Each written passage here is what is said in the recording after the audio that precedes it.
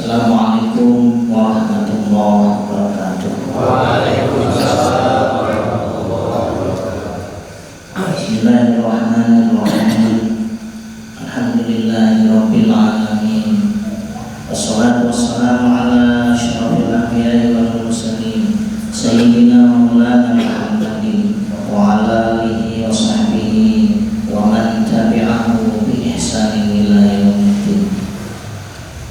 Allahumma shalli ala nabiyil hashimi Muhammadin wa ala alihi wa sallim taslima. Ila hadrati syekhina al-karam Syekh Abdullah bin Muhammad Syekh Sayyidul Wafa Tajul Alim bin Al-Fatihah.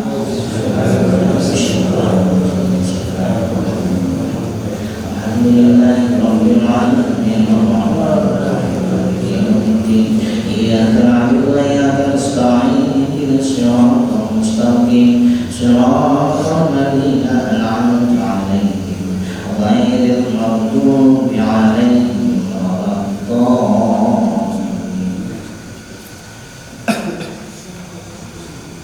Keluarga besar Pondok Pesantren Suryalaya yang kita muliakan, Pengurus Umi, pimpinan pesantren, Kiai Haji Ahmad Masyhur Firdaus, para pimpinan lembaga LDTKN, KMPS, Ibu Bella, Yayasan Sabda Bakti dan lainnya, kita doakan semoga para pengurus senantiasa diberi kesehatan zahir maupun batin sehingga dapat menjalankan amanah dengan sebaik-baiknya. Hadirin para ikhwan sekalian yang dimuliakan oleh Allah Subhanahu wa taala, alhamdulillah pada hari ini saya bisa hadir untuk mengkaji tabarruk, mengambil berkah dari kitab Miftahus Sudur. La ilaha illallah, la ilaha illallah, la ilaha illallah, Muhammadur Rasulullah.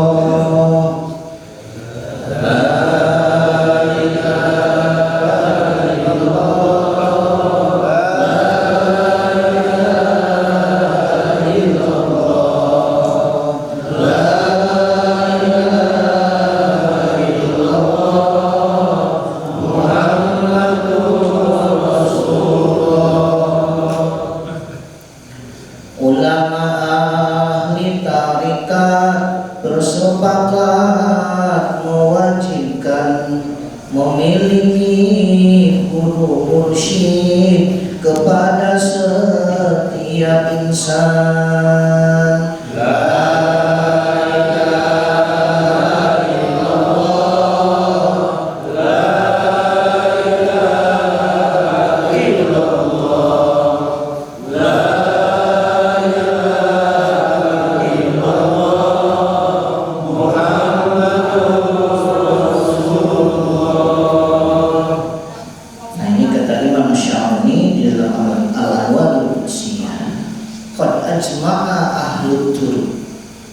Sungguh telah sepakat para ahli tariqat ala wujub ittikhadil insani syaikhan, wajib bagi manusia memiliki seorang mursyid yurshiduhu ila zawali tilka sifat, untuk menghilangkan sifat-sifat tidak baik allati tamna'uhu min hadratillahi ta'ala, karena sifat-sifat itu bisa menghalangi seseorang dari hadrat Allah.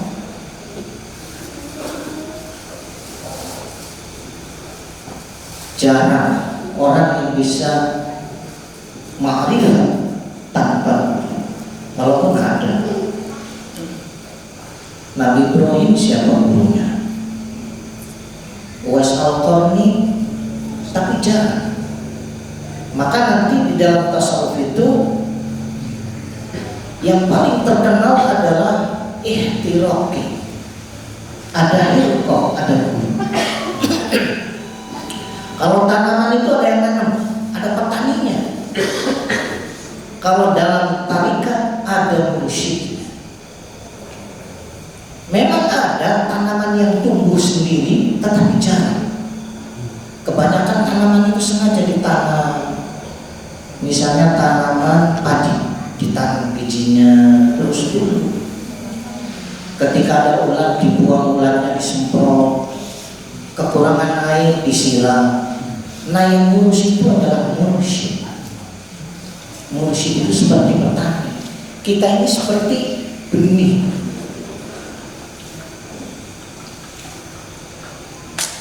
Jadi para ulama ahli tarekat sudah sepakat wajib memiliki seorang mursyid.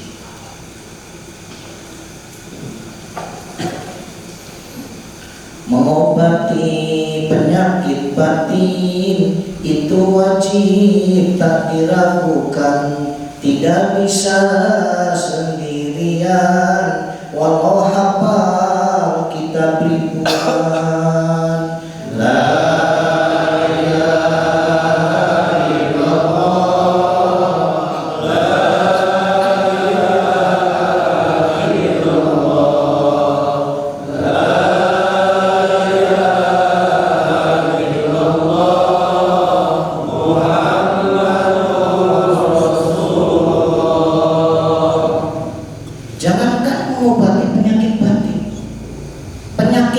saja diobati sendiri susah. Misalnya ada dokter spesialis, terus sakit, dia harus operasi. Apa bisa operasi sendiri? Atau dokter gigi, giginya sakit, nyabut sendiri. Nah, bisa saja, tapi ya lebih sulit.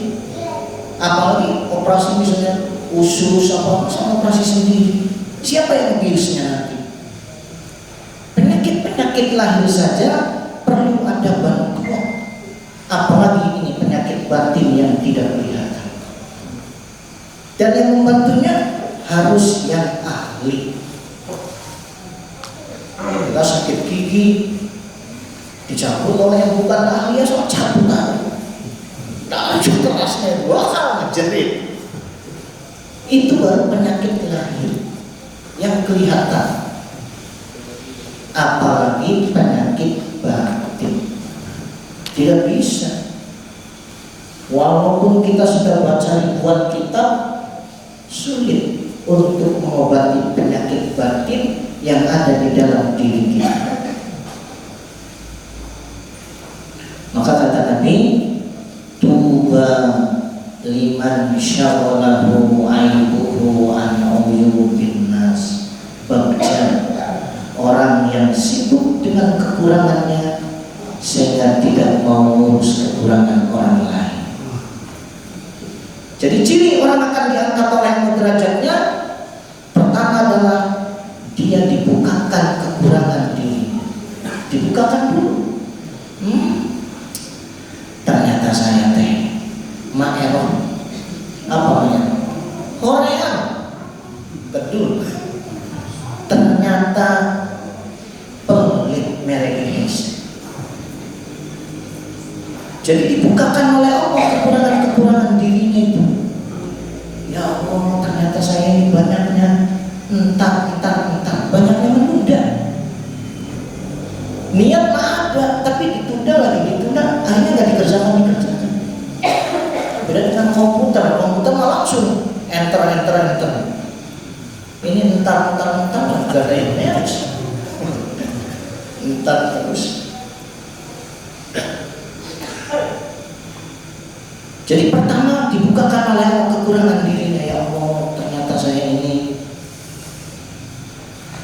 ada sifat hasud, ternyata ada sifat sombong. Dibukakan. Nah, kalau sudah sudah dibukakan, nanti ditolong oleh Allah bisa memperbaiki kekurangan.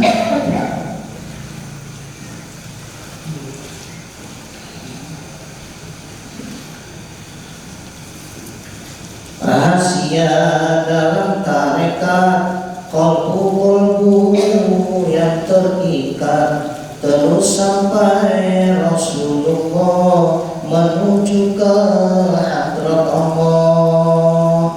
La ilaha illallah, la ilaha illallah, la ilaha illallah, Muhammadur Rasulullah. Ini sirru fi tariqi innama huwa irtibatul qulubi ba'dun bi ba'din ila Rasulillah sallallahu alaihi wasallam. Jadi rahasia tarekat itu adalah qalbu kita naik kepada Syekh Mursyid, Syekh Mursyid kepada Syekh Mursyid sebelumnya sampai kepada Rasulullah sallallahu alaihi wasallam. Ya kayak gerbong kereta api kan naik gerbongnya itu, gerbong kedua naik ke kepalanya, gerbong ketiga naik ke gerbong kedua, terus kalau ada yang tidak naik nggak akan jalan. Keretanya jalan, gerbong yang nggak naik ini tetap di situ. Jadi harus terkait, jangan sampai terputus. Kalau terputus, maka kita kehilangan guru, kehilangan mursyid. Kalau kehilangan mursyid, ibarat benih yang tumbuh nggak ada yang ngurus. Tumbuh ada ulat, apa bisa pohon itu ngusir ulat? Nggak bisa. Dia bisa nangis, ya Allah, daun-daun saya dimakan ini oleh ulat sampai habis, tapi nggak bisa nolak ulat ini. Dia kekurangan air, gimana caranya? Akhirnya daun-daunnya pada kering. Tapi kalau ada yang ngurus, kekurangan air disiram, ada ulat dibuang, kurang pupuk dikasih pupuk. Nah yang ngurus itu adalah mursyid, Syekh Mursyid.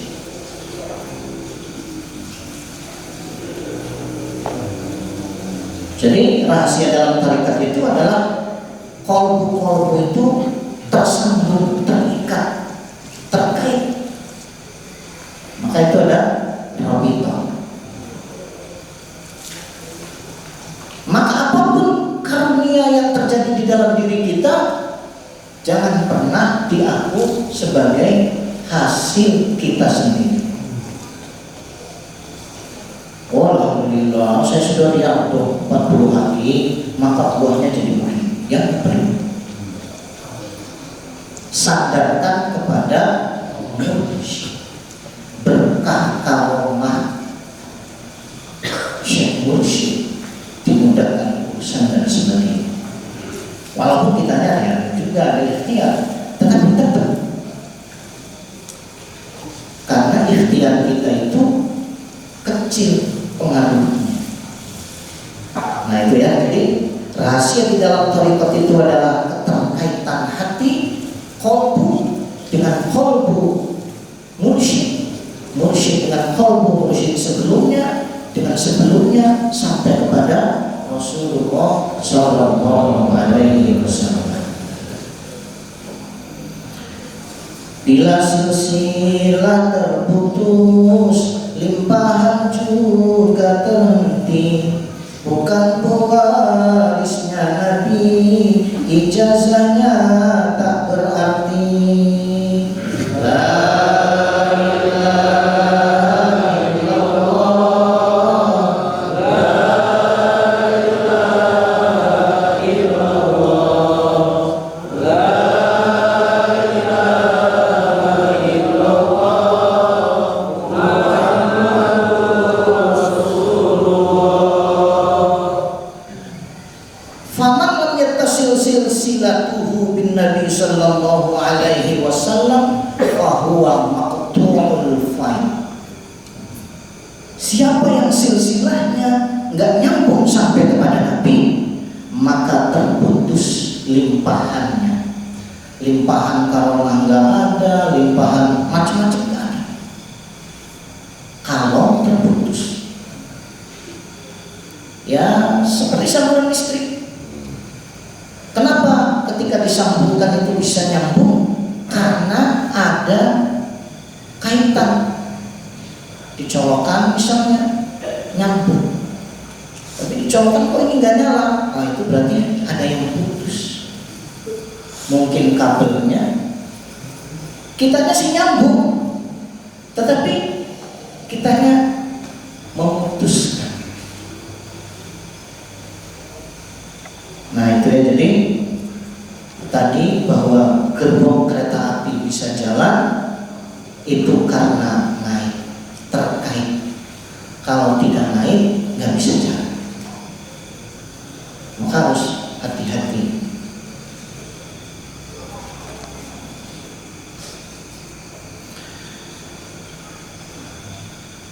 Jalan menuju Allah ada zahir, ada batin.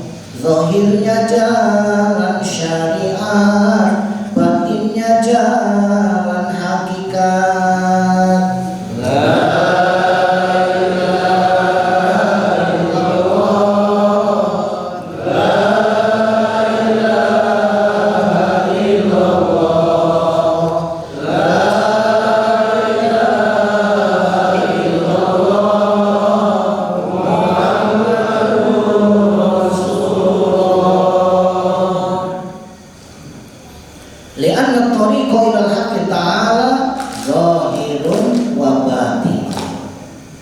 Jalan menuju Allah, zahir, batin. Nggak boleh diambil salah satunya.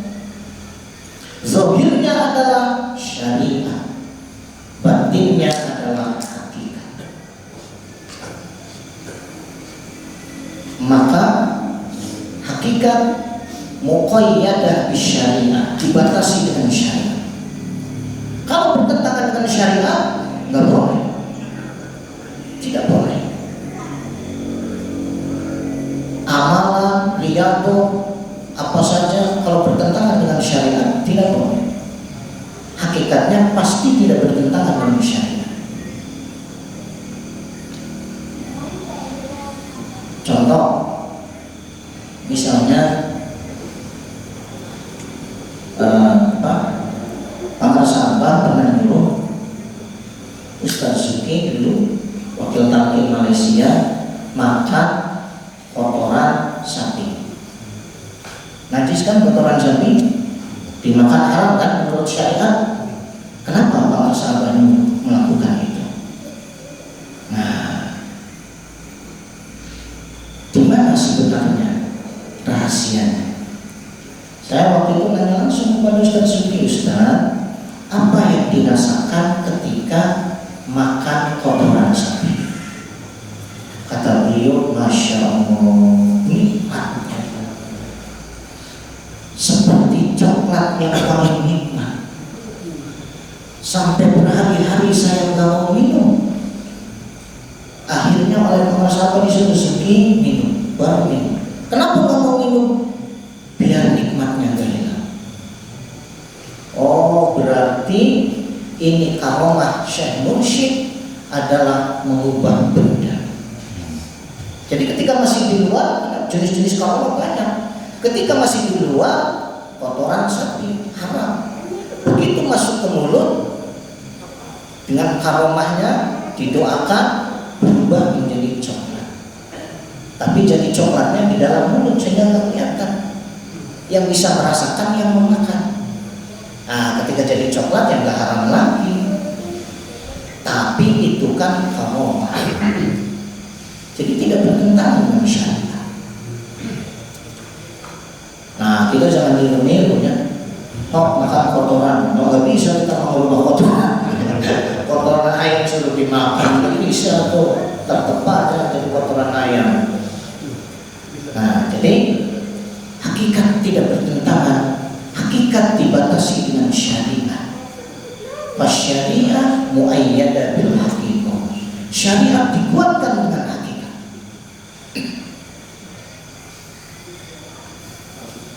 Jadi hakikat ini batin.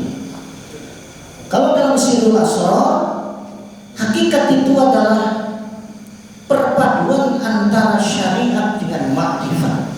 Itu hakikat. Jadi orang kalau masih makrifat bisa tergelincir, bisa tertipu. Tapi kalau sudah mencapai hakikat, tidak akan tergelincir.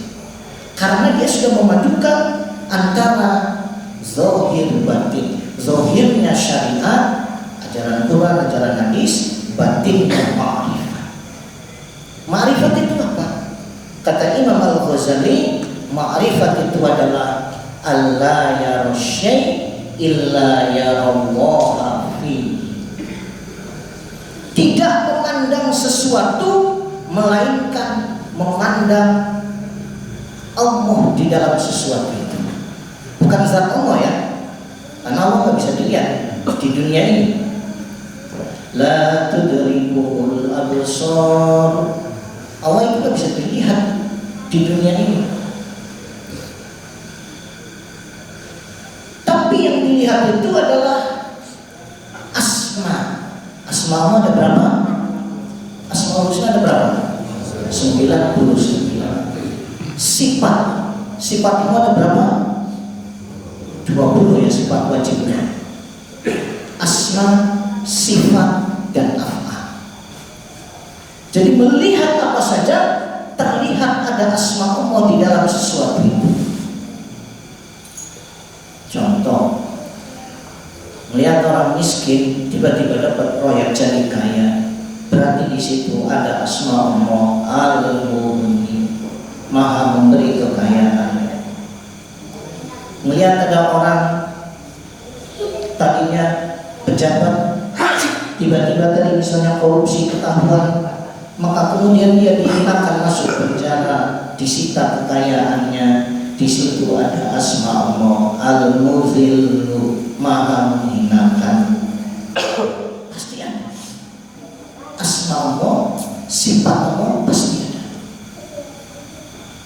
Melihat ada orang jualan dari pagi sampai siang belum ada yang beli, padahal panas dia sabar tetap berjualan, berarti di situ ada asma Allah As-Sabur, Maha sabar. Kalau misalnya ada ayam induk dan anaknya yang masih kecil ya, kita ambil anaknya, biasanya induknya ngejar kan, nabrak. Ada asma apa itu? Al-Muntaqim, Maha membalas. Dan anaknya diambil, maka induknya melabrak. Karena di situ ada asma Al-Muntaqim. Jadi melihat segala sesuatu, di situ ada asma, sifat, af'al Allah. Itu makrifat. Maka nggak bisa untuk lupa kepada Allah.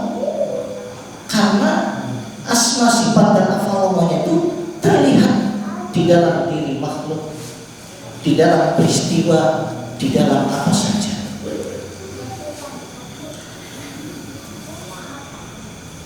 Syariat itu ibadah, hakikat itu syahadah. Keduanya diperhatikan agar selamat sampai tujuan.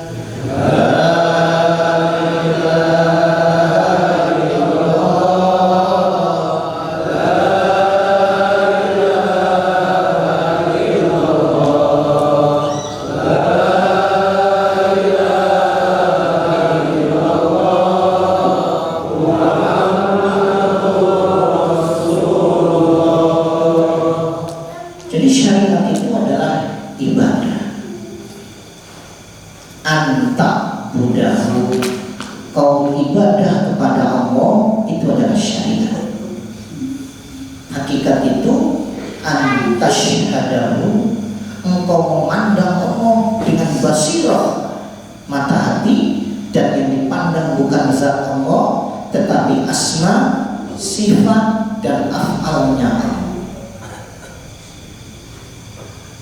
Musyahadah ini bahasa lainnya adalah ma'rifat. Dalam hadis disebutnya ihsan. Anta budallah ka'annaka tarahu. Engkau ibadah kepada Allah seakan-akan mata hatinya memandang asma, sifat dan af'al Allah. Fa in lam takun tarahu, kalau belum bisa begitu, fa innahu yaraka. Sudah yakini saja Allah memandang. Belum bisa musyahadah, muraqabah, merasa dilihat oleh Allah, didengar oleh Allah, diperhatikan oleh Allah. Kalau belum bisa musyahadah.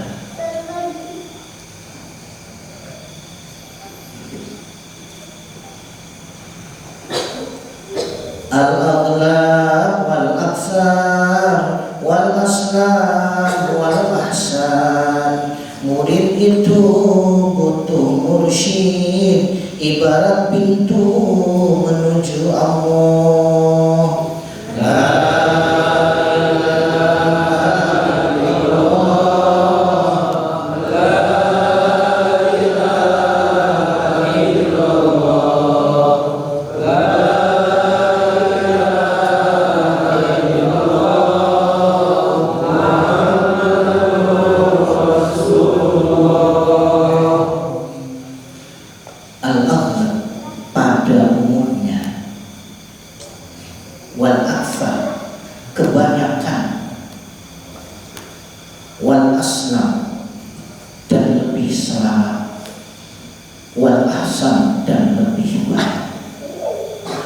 Jadi cara yang paling banyak mengantarkan seseorang ma'rifat adalah dibimbing oleh mursyid. Ada mursyid. Tapi jangan berpikir mursyidnya harusnya masih hidup, enggak. Karena di dalam kitab ada usulul murid, di situ disebutkan seorang murid kadang ketika mursyidnya wafat, dia mencari mursyid baru, padahal mursyid dulunya itu masih tetap membimbing rohaninya. Jadi yang dimaksud dengan Syekhul Hayy, kadang-kadang ada orang yang itu ya, ini jangan di dalam kitab itu ada kata Syekhul Hayy, mursyid yang masih hidup.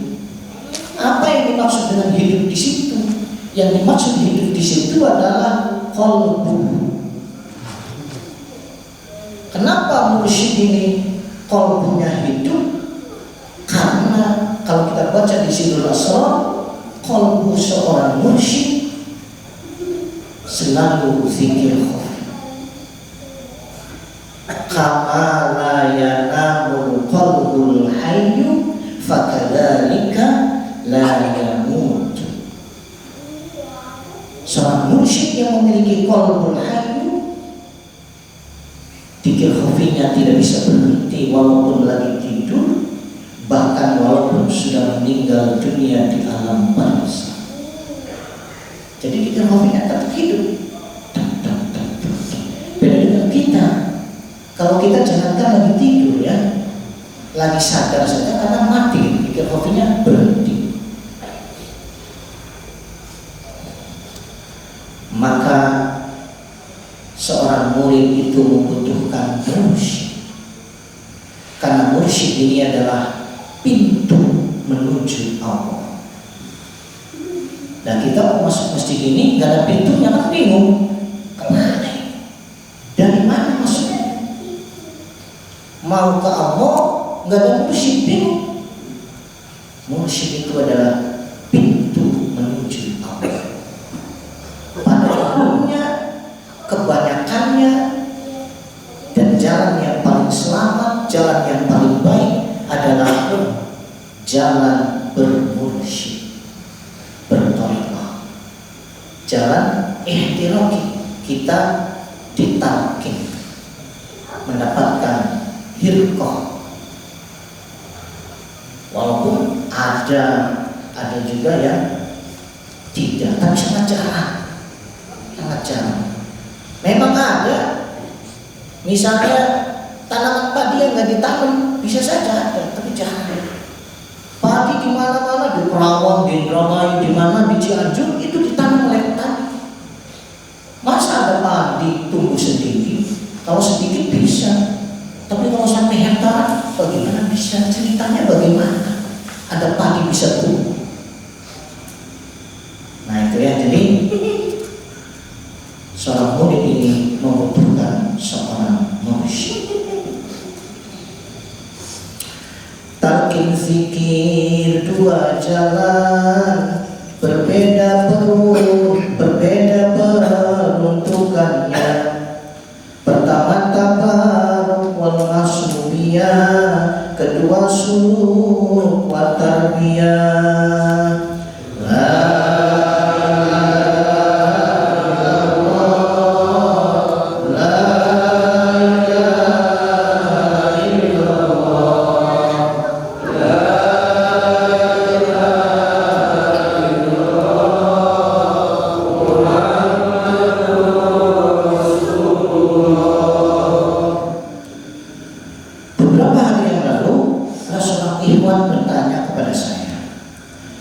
Dia mengutip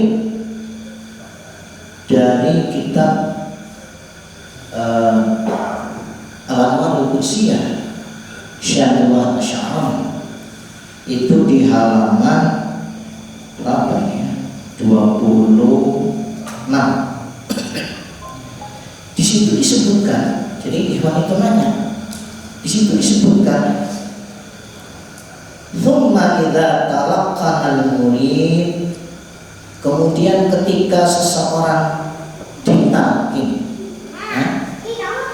wa hasala minhu maksiyah, lalu melakukan suatu maksiat setelah ditalqin, au su'u adab, atau melakukan su'ul adab, fal wajibu alaihi, wajib kepada orang yang sudah ditalqin itu i'adatut talqin, diulang talqinnya. Liyakhruj asy-syaitan min madinati jasadihi, supaya setan keluar dari jasadnya, wa qalbihi, dan qalbunya. Ini dalam kitab itu ya. Idit talqin yukhriju syaitan, karena talqin itu bisa mengusir syaitan. Wasu'ul adab yudkhiluhu, kalau kita su'ul adab maka memasukkan setan. Supaya setan yang dikeluarkan lagi harus talqin lagi. Ikhwan ini nanya, gimana? Apakah betul kalau orang sudah ditalqin lalu melakukan kesalahan maksiat harus talqin lagi? Nah maka di kitab Miftahus Sudur itu ada talqin itu, ada yang tabar wal mahsudiyah. Tabar itu ngambil barokah ya, dihitung sebagai ikhwan, dihitung. Ada yang talqinnya itu suluk wa tarbiyah, yang melalui aku dididik Tuhan, beda ini. Jadi kalau yang tadi berarti talqinnya suluk wa tarbiyah. Kalau kita yang biasa saja, tidak menjadi batal, ya. Karena kita kan banyak melakukan kesalahan. Kalau misalnya kita karena melakukan dosa harus talqin lagi, waduh, bisa-bisa harus tiap hari talqin gitu ya. Karena kita sering melakukan salah. Maka ini harus ditempatkan pada tempatnya.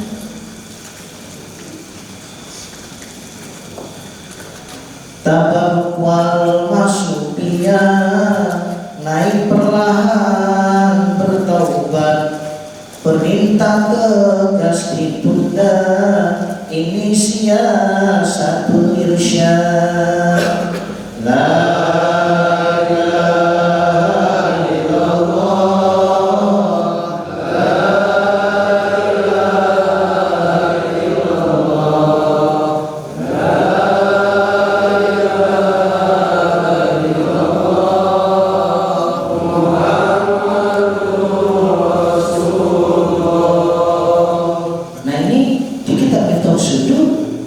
ada istilah siyasatul irsyad.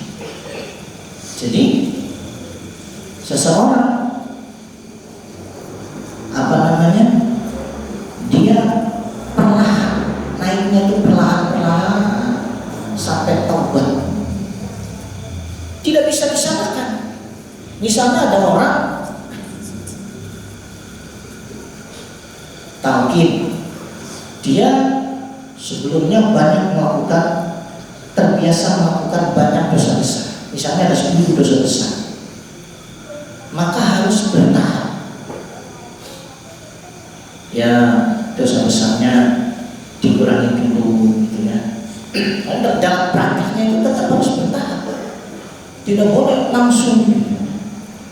Sehingga kadang-kadang ada penundaan. Ini jangan, perintah tegas jangan ini. Nah itu perlu. Itu disebutnya siyasatul irsyad. Ya kalau bagi mubalik itu mungkin strategi tablik barangkali ya, strategi tablik. Karena memang makanya di kitab Tauhid itu ada pernyataan Syekh Abdul Qadir Jailani qaddasallahu sirrahu, idza ja'akumul faqir fala tabda'uhu bil ilmi. Kalau datang orang fakir, jangan dimulai dengan ilmu. Fabda'uhu bil rifqi. Mulailah dengan kelembutan, kasih sayang. Fa innal ilma yuhishu. Ilmu itu bisa membuatnya menjadi apa ya? Menjadi jauh. Warifku nisuhu, kelembutan membuatnya menjadi dekat, lembut. Jadi kenapa bisa terjadi seperti itu? Karena ilmu ini juga ada kelasnya barangkali. Contoh begini, suatu hari datang seorang ikhwan kerja, dia bilang, Pak, saya sudah berhenti zikir. Kenapa?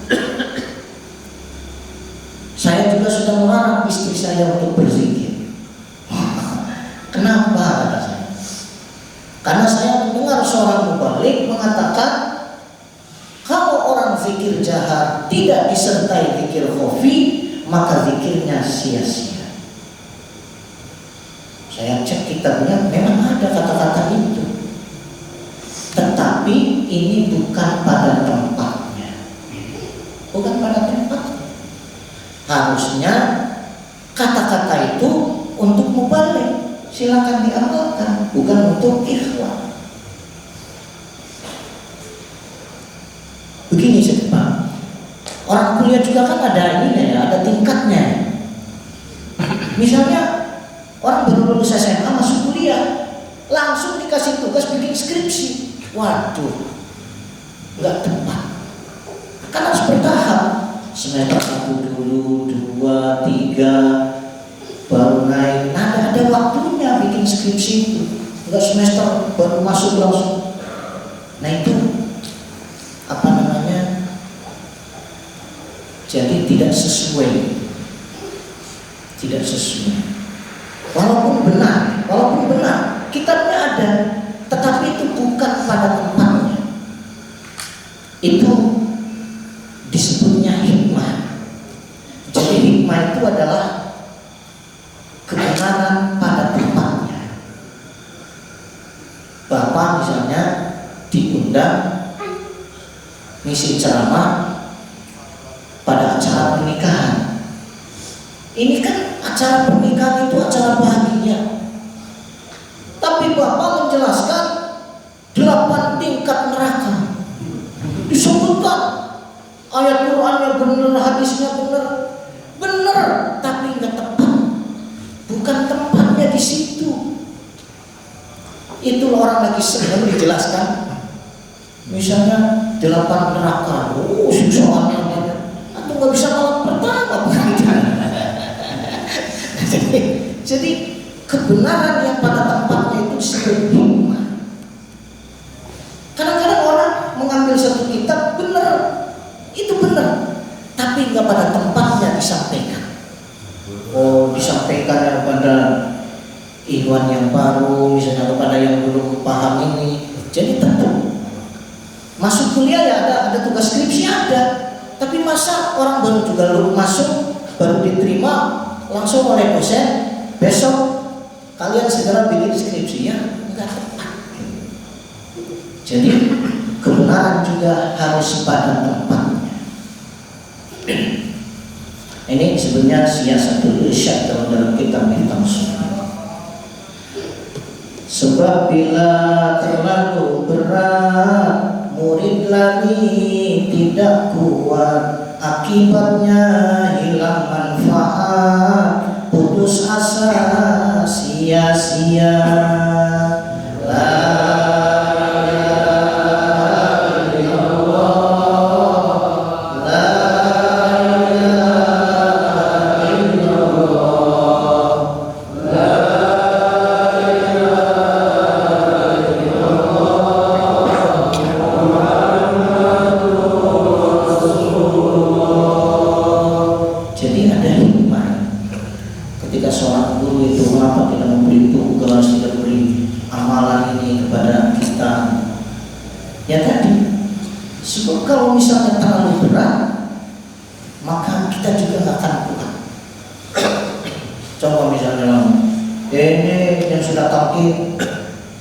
Wajib mandi tobat 40 gelang. Waduh, ini berat amat.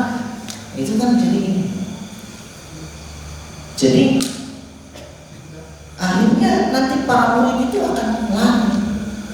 Bukan yang memperbaiki diri sedikit demi sedikit, akhirnya malah pada menjauh. Nah itu ya. Akhirnya nggak ada manfaatnya. Pada putus asa. Wah berat amat ini, masuk tarekat ini banyak riadohnya. Nah, alhamdulillah di tarekat Qadiriyah Naqsyabandiyah Pondok Pesantren Suryanaya ini kita diberi amalan-amalan ya yang biasa. Dikir habis sholat 165-an. Kalau mau lebih silahkan, boleh saja lebih. Tapi lebihnya itu keinginan sendiri, bukan dipaksa. 165 juga kalau kita lagi sibuk, lagi sakit, bisa ditawar, cukup 3 kali saja. Nanti pas ada waktu luang kita kerjakan. Jadi enak. Khotamah cukup seminggu sekali. Manakibah ya sebulan sekali. Kalau kita mau manakibah tiap hari keliling, ya boleh saja silakan. Tapi kewajibannya cukup sebulan sekali. Nah, jadi ringan, terjangkau. Walaupun kita sibuk ya, ada yang dagang, ada yang makanya tarekat Qadiriyah Naqsyabandiyah ini bisa diamalkan oleh para pejabat, oleh tentara dan lain sebagainya, oleh orang-orang yang sibuk berusaha. Karena terhitung terukur. Ya kalau dikira 165 kira-kira berapa menit sih Pak? 10 menitan ya. Iya itu kan nggak terlalu menyita banyak waktu. Nah ini ya.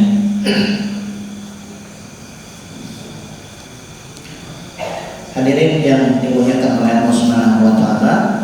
Jadi di dalam kitab Tauhid ini ada hal tentang talqin tabilit tabarruk ya, mengambil barokah. Hal itu juga sudah manfaatnya luar biasa. Wa tawdul ghafla 'anil qalbil qasi, bisa menolak lalai dari kolbu yang keras. Talqin tabarruk saja sudah luar biasa. Wa takfiruz dzunub, bisa menghapus dosa. Wa takhallus minal balaya, menjadi jalan keselamatan dari bencana. Wan najatu min anwa'il makari wasu'i wan naqwah wan naqmah, selamat dari berbagai macam hal yang tidak disukai, selamat dari keburukan, dari bencana, bahaya. Itu baru talqin terbaik. Jadi luar biasa. Makanya kalau kita baca talqin itu beberapa, kalau salah bab 3 ya, di situ disebutkan bagaimana keuntungan orang yang ditalqin. Keuntungannya itu luar biasa. Nah ini dia. Wa matalqinuhum jamaah. Ketika Rasulullah mentalqin para sahabat, jadi kebanyakan para sahabat ditalqin oleh Rasulullah. Rasulullah bertanya, hal fiikum mukhli? Ini ada ahli kitab enggak, kata Nabi? Enggak ada ya Nabi? Ya sudah. Ada yang menjawab, fakultu, aku jawab, nah enggak ada ya Nabi. Ini Islam semua. Fa'amar Abdullah Kilbam. Kemudian Rasulullah menyuruh pintunya ditutup, kanan, kiri, belakang, pokoknya ditutup semua pintu. Kemudian Rasulullah bersabda, irfa'u aydiyakum, angkat tangan kalian semua, wa qulu, katakan, kata Nabi, la ilaha illallah. Kemudian ketika sudah diajarkan cara baca zikir jahar, Rasulullah bersabda kepada orang, pada sahabat yang sudah ditalqin itu, ala abshiru fa innallaha qad ghafara lakum. Bahagia kalian semua, sungguh Allah telah mengampuni dosa-dosa kalian. Jadi talqin itu salah satu faedahnya adalah mengampuni dosa-dosa yang pernah kita lakukan. Ini disebutkan oleh Nabi. Fa innallaha, sesungguhnya Allah qad ghafara, sungguh benar-benar telah mengampuni lakum, bagi kalian. Siapa kalian? Para sahabat yang tadi ditalqin. Jadi banyak sahabat waktu itu masuk semua ke dalam masjid, ditutup masjidnya, ditalqin. Selesai ditalqin, Rasulullah memberi kabar gembira, kalian semua diampuni oleh Allah Subhanahu wa Ta'ala. Bahkan di hadis lain itu disebutkan, qad buddilat lakum sayyi'atikum hasanat. Sungguh, kata Nabi, kesalahan-kesalahan kalian telah diganti menjadi kebaikan. Jadi dosanya diampuni, kesalahan-kesalahannya, catatan salahnya diubah menjadi catatan baik. Itu fastabshiru. Maka Allah berfirman di dalam surat At-Taubah ayat 111, ya, fastabshiru, berbahagialah kalian semua, bibai'ikum alladzi bay'atum bihi, dengan, nah, di sini bai'ah maksudnya itu dengan talqin. Karena talqin itu juga, bayat itu artinya janji. Talqin itu janji enggak, Pak? Janji ya. Apa janji dalam talqin? Akan mengamalkan. Kan sebelum mentalqin, waktu talqin nanya dulu. Ya, nanya dulu kan? Ini akan diamalkan? Kita menjawab kan? Insya Allah. Itu janji. Jadi harus diamalkan. Ada sebagian orang, saya nggak mau talqin, nanti takut nggak bisa mengamalkannya. Takut tidak bisa mengamalkan. Ya talqinnya juga sudah wajib. Masalah kalau tidak mau talqin berarti kesalahannya dua. Satu, tidak mengamalkan, kedua, tidak mau talqin. Karena dalam hadis disebutkan, laqinu mautakum la ilaha illallah. Talqinlah orang yang akan mati dengan la ilaha illallah. Orang yang akan mati itu tidak harus sakaratul maut. Masalah matinya kapan ya pasti akan mati. Ya kan? Kadang-kadang kalau nunggu sakaratul maut belum tentu juga. Ada yang lagi naik kendaraan tiba-tiba nabrak meninggal. Siapa yang mentalkin kalau seperti itu? Lagi naik kapal tiba-tiba tenggelam. Siapa yang mentalkin? Maka talqin kepada orang yang akan meninggal itu ya orang-orang yang hidup. Nah itu ya, jadi berbahagialah dengan talqin kalian. Zalika huwal fawzul azim. Talqin itu adalah kemenangan yang besar. Maka beruntunglah kita sudah ditalqin. Setidaknya ketika ditalqin dosa-dosa diampuni kan, kesalahannya diganti dengan kebaikan-kebaikan. Mudah-mudahan talqinnya juga bisa kita amalkan. Dan ketika talqin kita tidak disuruh banyak-banyak kan. Tiap pada sholat fardu dibaca dzikir jaharnya 165 kali. Lebih banyak lebih baik. Kalau mau lebih banyak silakan. Tapi kalau lagi sakit atau lagi sibuk nggak apa-apa 3 kali saja. Nanti cari waktu lain, waktu luangnya. Tapi memang tidak mudah gitu ya. Saya memikirkan kenapa ya orang sudah ditalqin itu kadang-kadang mengamalkannya itu berat. Kalau kita lihat tujuan dari talqin itu adalah ada 4. 1 litasfiyati qulub, untuk membersihkan qalbu dari dosa, dari sifat-sifat tidak baik, sifat hewani, sifat tercela, dibersihkan dari qalbu. Talqin dan mengamalkannya. Yang kedua, mentazkiyah jiwa, membersihkan, mensucikan jiwa. Jiwa itu bahasa Arabnya nafsu. Nafsu itu adalah ruh yang menyatu dengan tubuh. Nafsu. Kenapa tanpa mengamalkan zikir ini berat? Karena nafsunya itu ketika orang mengamalkan zikir jahat itu nafsunya itu sakit.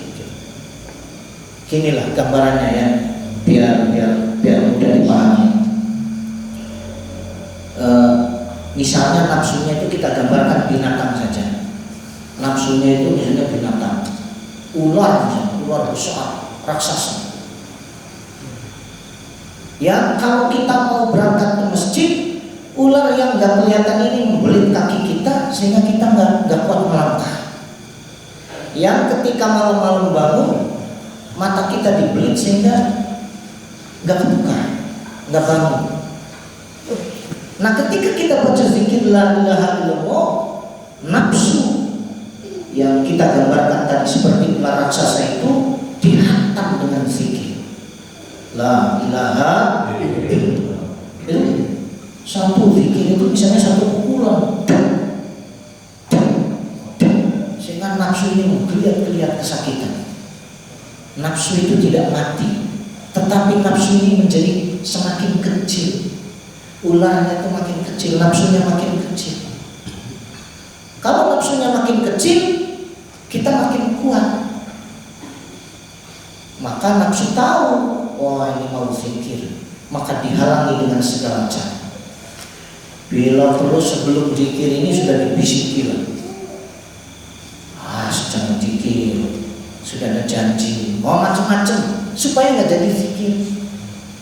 Kalau kita tetap maksa, dibuat lupa. Mau zikir tapi tasbihnya hilang ya. Padahal siapa yang nyimpen tasbihnya? Tasbihnya hilang, jadi udah nggak usah zikir. Susah gitu ya. Ada alasan gitu ya. Itu sebenarnya nafsu yang ada di dalam dirinya atau sudah duduk pegang tasbih, maka pantatnya ini jadi panas, nggak kuat lama. Nah itu ya nyatanya buktikan memang berat gitu ya. Kecuali kalau yang sudah terbiasa. Kalau yang belum terbiasa berat, mengamalkan zikir ini berat karena menghantam nafsu, sehingga nafsu itu tahu, wah ini saya mau dihantam, daripada saya dihantam lebih baik saya serang duluan. Diserang dulu, bisa diserang matanya jadi ngantuk, bisa macam-macam, bisa diserang pikirannya, wah saya harus segera ke sana, ada aja. Hadirin yang dimuliakan oleh Allah Subhanahu wa taala, itu saja tabaruk dan tausudul pada malam ini. Mudah-mudahan kita terus mengamalkan zikir jahar dan zikir khafi yang sudah ditalkinkan oleh Syekh Mursyid melalui wakil talqin. Kita amalkan, terus saja kita amalkan sampai terasa. Yang pertama pasti terasa capek karena lama kan, sampai panas, keringetan, nggak apa-apa, berat cangkul kaki, tapi kan itu sudah terasa kan, terasa capek. Terus sampai nanti kerasanya, kok jadi kerasa enak gitu, kok seger habis dikirimi, kok, nah itu sampai merasa. Nah kalau pesan pengerasa apa kan? Pandailah merasa, jangan merasa pandai. Maksudnya yang merasakan itu, merasakan zikir, merasakan yang lainnya juga. Termasuk ma'rifat juga kan pelatihan merasakan. Hadirin yang dimuliakan oleh Allah Subhanahu wa taala, mudah-mudahan kita terus berada dalam bimbingan limpahan karunia Syekh kita, sehingga kita bisa terus mengamalkan zikir jahar maupun zikir khafi ini, karena ini merupakan amalan yang sangat luar biasa. Bahwa dengan zikir ini itu tarikat thariqatu zikri faqat. Tarikat TKN itu adalah tarikat zikir. Jadi rahasianya itu di zikir. Wa fihi al-fathu. Di dalam zikir itu nanti ada kemenangan, ada futuh, ada macam-macam itu zikir. Diawali dari zikir sampai zikirnya itu ya memang pertama harus dirutinkan dawam gitu ya, baik zikir jaharnya, zikir khafinya juga dilatih ya. Lupa diingatkan lagi, lupa wajar, memang kita banyak kesibukan, tapi diingatkan lagi. Kadang-kadang hoream dipaksakan lagi, itu perjuangan yang terus-menerus. Tapi nanti insya Allah barokah dari zikir ini sangat luar biasa. Demikian, terima kasih. Mohon maaf atas segala kekurangan. Terima kasih atas segala perhatian. Wassalamualaikum warahmatullahi wabarakatuh.